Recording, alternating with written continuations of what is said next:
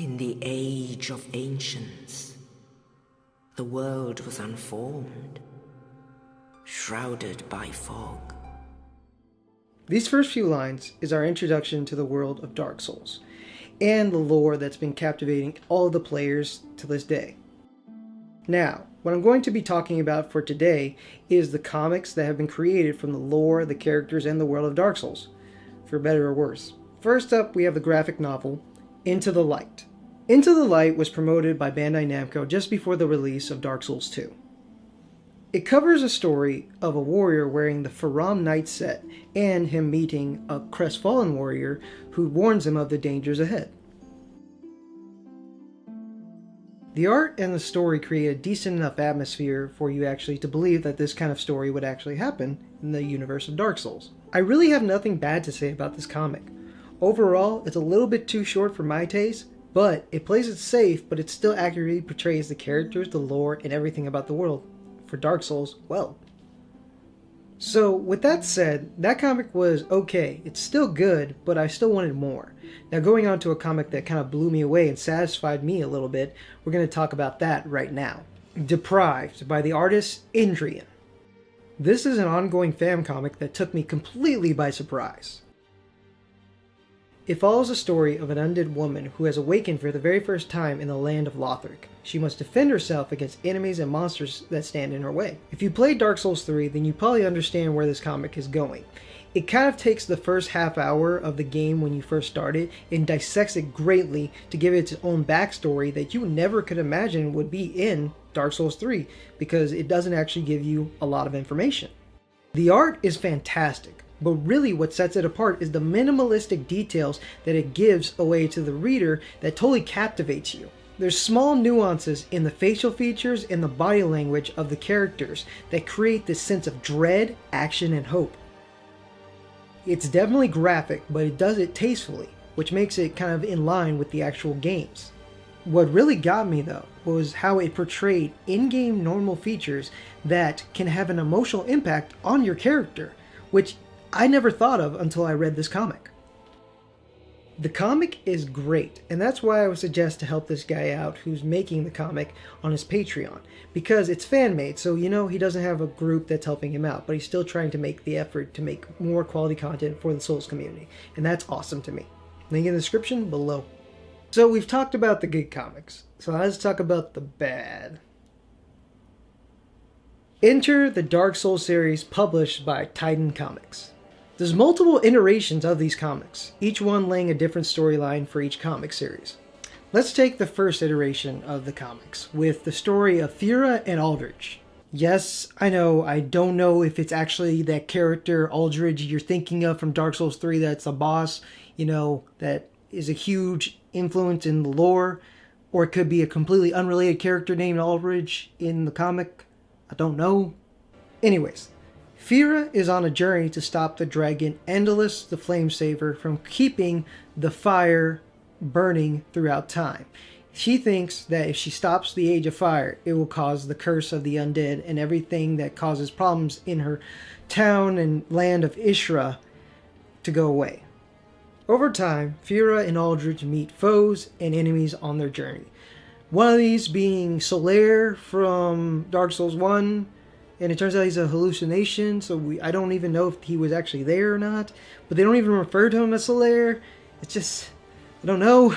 Moving on, they do what you would expect on a journey, meeting enemies, defeating enemies, fighting monsters, being betrayed, all that kind of thing. And then they successfully complete the journey. Now, my main issue with this comic and all the series after is that these stories were made with almost no consideration of the actual lore, the characters, and the world of Dark Souls. Now the weapons, the armor, the environments, the enemies, the monsters, none of that actually resembles anything from Dark Souls. Even how they speak sounds weird. They say thou and hast, and those kind of like language things that actually happen in Dark Souls never did. That's why it's just so confusing when reading this comic. It almost feels like you're taken out of the whole universe of Dark Souls and put into some kind of makeshift one that kind of has little elements of Dark Souls in it, but like very loosely. It confuses me on another level. And honestly, if you change the title from Dark Souls to maybe Fira and the quest for Andalus the Flameslaver or something like that, then it wouldn't really change anything. It wouldn't make a difference. I really wanted to like these comics because they're the only comics that you can actually get physically in a store.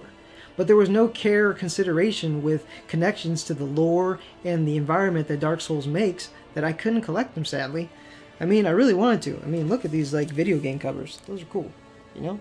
Now, saving the best for last. And if you wanted to look at least one comic on this list, I would suggest this one.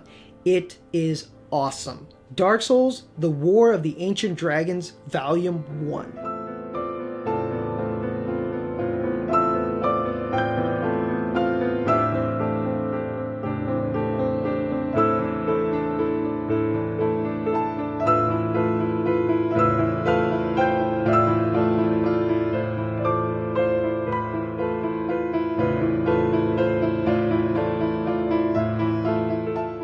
This is an ongoing fan-made comic made by the user. This artist who is making this comic is making them with care and high-quality information that's enriched with lore and knowledge, plus beautiful art. The art is phenomenal, and it blows me away that this is fan-made because this quality is straight up almost at the point or is even better than some professional work that I've actually seen in comics. But what really grabs me is the effort and care that's put into each chapter. Everything is well thought out, to the designs of the characters, to the environments, to even how some of your fan favorite characters have come to be how they are. It's really neat. It even fills in some gaps of information that you would have never thought to look for. Kind of like, how did Artorias become the Wolf Knight? How did Havel become so respected? And how did the 4 Knights of Gwyn actually fight the dragons? And what did the Nameless King do to befriend all the dragons? Those kind of questions that I've never really asked myself are brought to light in this comic, and it blows me away. All these questions are answered using the artistic talent of the creator of this comic. And that is just really cool to me that that kind of passion is still involved inside the Dark Souls community. This is my favorite comic out of the whole list that I've put upon in this video. I cannot stress enough how much I love this comic. It blows me away every single chapter that he releases. And that's why I highly suggest that you support this guy on his Patreon. It is amazing what he's doing for the community. So, link below, check him out, and it's amazing. So, there you have it. There are some comics that you may have not known existed, and I would highly suggest you to check out all those comics that I listed in the video because they're awesome. Check out their Patreons. It's sick. If you like this video, hit that subscribe button and hit that like button.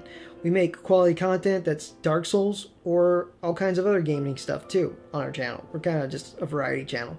But if you like it, do that. Also, leave a comment below if you have differing opinions on those comics. I'd love to hear it. So, anyways, I am Trigger Strifey of Blank Trigger Gamers, BTG for short, and I hope to see you next time. Stay triggered. Yeah. Thanks for watching our video. If you liked it, then give it a like. If you want more, then subscribe to our channel. So this is Trigger Strifey of BTG saying stay triggered, and I'll see you next time.